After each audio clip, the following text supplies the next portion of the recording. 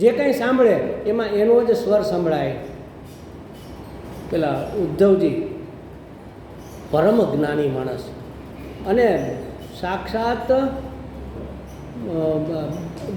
પેલા દેવગુરુ એમના શિષ્ય.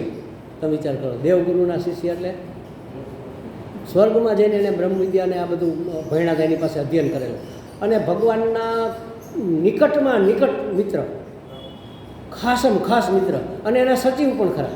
સચિવ એટલે એનું આખું મેનુ તૈયાર કરે કે આજે અહીંયા મિટિંગ છે, આજે અહીંયા જવાનું છે, એ બધું અત્યારે પ્રાઇવેટ સેક્રેટરી આપણે કહીએ ને એ પ્રકારે. અને કપડાં એના જ પહેરે, સેમ કપડાં દેખાડે એના જેવો અને ભગવાન કપડાં પહેરીને કાઢે એટલે એ પહેરે. એ નવા કપડાં લે જ નહીં, ભગવાનના જ કપડાં પહેરે, ભગવાન જે વાજ પહેરે. આવા પરમ જ્ઞાની દેવગુરુના શિષ્ય એ ગોપીઓને સમજાવવા જાય છે. ભગવાન મોકલે છે કે આને મોકલું, કંઈક આમાં જે બાકી રહી ગયું છે ને એ જરા એક ટીપું મેળમાં નાખવાની જરૂર છે, નહીંતર આ દહીં જામશે નહીં. કહે છે જાઓ ગોપીઓને સમજાવો કે કૃષ્ણ તો બ્રહ્મ છે, તમે શું કૃષ્ણ કૃષ્ણ કરો છો? બ્રહ્મનું ચિંતન કરો, નિર્ગુણ નિરાકારનું ચિંતન કરો. આ તો અભિવ્યક્તિ છે ખાલી એની. સમજાવવા જાય છે એને. સમજાવે કોણ? ગુરુ. અને સમજે શિષ્ય, તો એના શિષ્ય બની જાય છે. એના ગુરુ થવા ગયા હતા અને શિષ્ય બનીને આવે છે. આવો પરમ પ્રેમ છે. એટલે એને પછી જ્યાં સંભળાય, ગોપીઓને જ્યાં સંભળાય એનો જ નાદ, વેણો નાદ જ સંભળાય.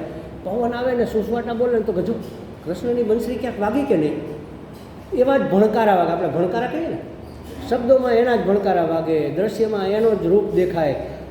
તદેવ અવલોકયતી, તદેવ શૃણોતી, તદેવ ભાષયતી. જે કંઈ બોલે એના વિશેની જ વાત આવે, બીજી વાત જ ન કરે.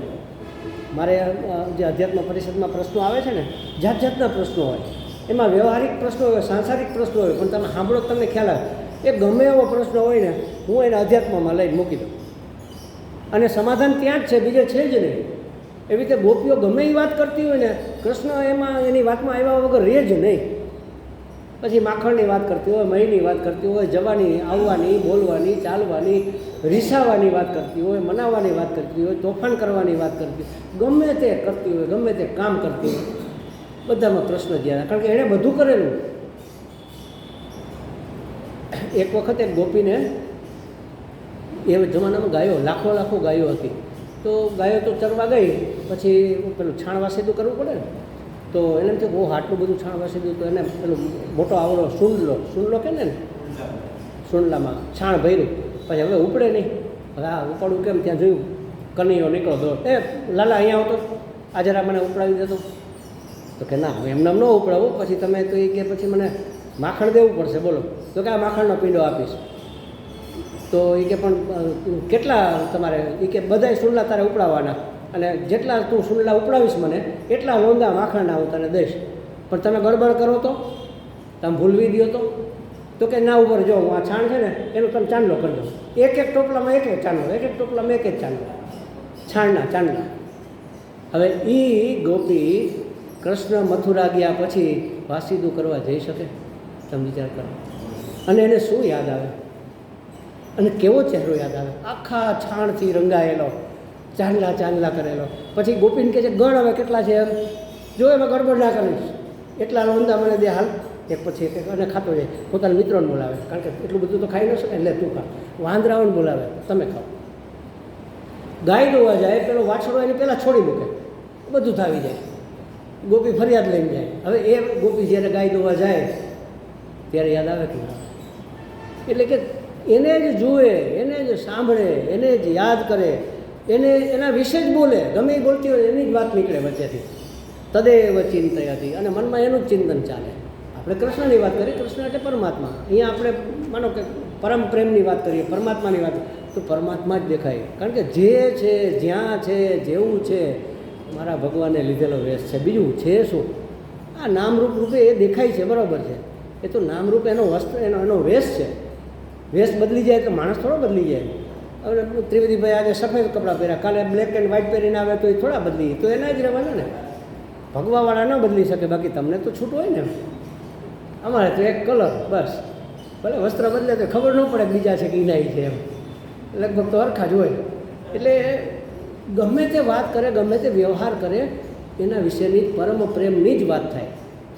આને પ્રેમમય બની ગયા. મય એટલે બાહુલ્ય જેનું હોય એટલે પ્રેમમય જીવન એનું થઈ જાય. તદેવ પ્રાપ્તિ, એને પ્રાપ્ત થવાથી, પરમ પ્રેમની પ્રાપ્તિ થવાથી આવું થઈ જતું હોય છે. હવે એક 57નું છેલ્લું સૂત્ર લઈ લઈએ પછી આપણે પૂરું. હવે એ ભક્તિ 2 પ્રકારની છે એ નારદજી કહે છે આપણને 56માં અને 57માં સૂત્રમાં. ગૌણી ત્રિધા ગુણભેદાત આર્તાદિભેદાત ઉત્તરસ્માત પૂર્વપૂર્વાશ્રેયાય ભવતી. 2 પ્રકારની ભક્તિ છે, એક મુખ્ય ભક્તિ અને એક ગૌણ. હવે પહેલાં ગૌણ ભક્તિની ઓળખાણ આપે છે. મુખ્ય ભક્તિની તો વાત કરીએ આગળના સૂત્રમાં કે જ્યાં જોઈએ ત્યાં જ્યાં નજર મારી ઠરે હરી તુજ હાજરી, આવું થઈ ગયું છે. હવે ગૌણી ભક્તિ શરૂઆત કરતા હોય ને, જે શીખાવ હોય એને ગૌણી ભક્તિ કહેવાય. પ્રાઇમરી સ્કૂલ, પછી હાઈસ્કૂલ ને હાયર સેકન્ડરી ને કોલેજ ને PhD ને ડીલીટ ને બધું આવે, પણ પ્રાઇમરી તો એ ભક્તિ 3 પ્રકારની છે. અને 2 રીતે એને 3 પ્રકારની કહેવામાં આવી છે. એક તો આપણા ગુણ પ્રમાણે અને બીજી આપણા ભાવ પ્રમાણે. ગુણ પ્રમાણે એટલે સાત્વિક, રાજસિક, તામસિક ભક્તિ, અને ભાવ પ્રમાણે મને અંદર કેવો ભાવ છે એ પ્રમાણેની આર્ત, જિજ્ઞાસુ, અર્થાર્થી. આ 3 પ્રકારની. ઓમાં સત્વ, રજસ, તમસ એને મુખ્ય ગણીને આપણે માનો હું તામસિક હોય તો મારી તામસિક ભક્તિ હોય કે છે. આગળ આપણે આ સૂત્રને છેલ્લે પૂરું કર્યું એટલે વિસ્તારથી સમજશું. માનો કે મારામાં તમસ વ્યાપી ગયું, દિવસમાં બદલતું રહેતું હોય. સવારે ઉઠો ત્યારે સત્વ ગુણ હોય, બપોર સુધીમાં રજસ ગુણ હોય, સાંજ પડે એટલે તમસ ગુણ આવે, આળસ ચડે. ચાલો હવે જરા થાક્યા, જરા ફ્રેશ થઈએ, જરા સૂઈ જઈએ, ઊંઘ આવે, પ્રમાદ આવે, આળસ આવે તો તમસની પ્રધાનતા છે, તો સૂઈ જવાનું. પણ ભાવ શું કરવાનો કે હું ભગવાનના ખોળામાં માથું રાખીને સૂતો છું, તો એ તામસ ભક્તિ થઈ ગઈ. હું ભગવાનના ખોળામાં માથું રાખીને સૂતો છું, અને માથે પંખાથી હવા આવતી હોય ને તમે સમજવાનું ભગવાન હાથ ફેરવે છે માથે, સરસ મજાની ઊંઘ આવી. ઉઠીને પછી યાદ કરવાનું કે આ હું ભગવાનના ખોળામાં સૂતો, એ તામસ ભક્તિ થઈ ગઈ. રજસ ભક્તિ એટલે કંઈક ને કંઈક કર્યા જ રાખીએ આપણે, પણ જે કરીએ ને એ પરમાત્મા કરાવે છે ને પરમાત્મા માટે કરીએ છીએ એવો ભાવ હોય. મોટે ભાગે રાજસની અંદર આપણે બધા મનુષ્ય રજસ પ્રધાન જ હોય, એમાં ભોગવૃત્તિ વધારે હોય. એટલે વલ્ભાચાર્યજીએ જોયું કે માણસમાં ભોગવૃત્તિ વધારે છે, આને કેમ મારે ભગવાન તરફ લઈ જવું, એટલે એણે વૈષ્ણવ સંપ્રદાયની જ્યાં સ્થાપના કરીને એટલા માટે. એમાં તમે જો 56 ભોગ આવે. અંદરથી એમ થયું શીરો ખાવાની ઈચ્છા થઈ શરૂઆતમાં, તો આપણે બાનું કે ના મારા લાલાને આજે શીરો ખાવાની ઈચ્છા છે, બનાવીએ. ધીમે ધીમે ધીમે પછી અંદરથી જ તમને એમ નહીં થાય મારે ખાવો છે, એમ થાય કે આજે લાલાના મોઢા પરથી લાગે છે કે એને સુખડી ખાવી છે, આજે લાલાનું જરા મોઢું બગડી ગયું કંઈક એને ચટાકેદાર ખાવાની ઈચ્છા લાગે. અને રીસર એને દેખાય, આપણને એનો દેખાય, તો સમજી લેવાનું ભોગ બનાવીએ ત્યારે ભગવાન માટે બને છે, અને અંદર એ ભગવાન બેઠો જ છે ને, જઠરાગ્નિ રૂપે પરમાત્મા જ બેઠેલો છે, એને અર્પણ થાય છે. બ્રહ્માર્પણમ બ્રહ્મ હોય, બ્રહ્માગ્નમ બ્રહ્મણાહુતમ, એવું માનીને કરીએ તો એ રજસ ભક્તિ થઈ ગઈ. અને સત્વમાં તો ભક્તિ જ ભક્તિ હોય એને સત્વ કહેવાય, એ અંતિમ કક્ષા છે. આ રીતે 3 પ્રકારની થાય. પછી આર્ત, જિજ્ઞાસુ, અર્થાર્થી, એ 3 પ્રકારની. અર્થાર્થી એટલે મને કંઈક જોઈએ છે, સુવિધા, સુગમતા, ધન, દોલત, પ્રતિષ્ઠા, આ બધું. એના માટે પણ હું જગત પાસે નથી માગતો, ભગવાન પાસે માગું છું, એટલે ભક્તિ તો છે જ. તો એ અર્થાર્થીની ભક્તિ. આર્ત કંઈક પીડા આવે, દુઃખ આવે, હે ભગવાન હવે આમાંથી છોડાવો, આ તો હેરાન થઈ ગઈ, હે ભગવાન. પીડા આવી, ભગવાનને યાદ કરે છે ને, તો એ આર્ત ભક્તિ છે. અર્થાર્થી, આર્ત અને જિજ્ઞાસુ. જિજ્ઞાસુ એટલે જાણ છે કોણ ભગવાન, ભગવાન છે કે નહીં, છે તો કેવો છે, મારે જ્યારે જાણવું છે. સુખ દુઃખ નથી, અત્યારે જીવનમાં બધું સમકાપ છે, વાંધો નથી, એટલે માણસને જિજ્ઞાસા થાય.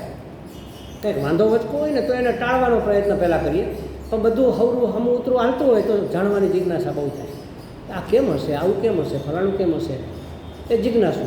આ 3 પ્રકારની ભક્તિ, જિજ્ઞાસુ, આર્ત, અર્થાર્થી કયો કે સાત્વિક, રાજસિક, તામસિક, આ રીતે ગૌણી ભક્તિના 3 વિભાગ કરવામાં આવ્યા છે. આ 3 ગુણ પ્રમાણેના અને 3 ભાવ પ્રમાણેના એ વિભાગને આપણે હવે કાલે જરા વિસ્તારથી સમજશું, અને આપણો નવો વિષય શરૂ થશે. ઓમ પૂર્ણમદઃ પૂર્ણમિદં પૂર્ણાત પૂર્ણમુદચ્યતે પૂર્ણસ્ય પૂર્ણમાદાય પૂર્ણમેવાવશિષ્યતે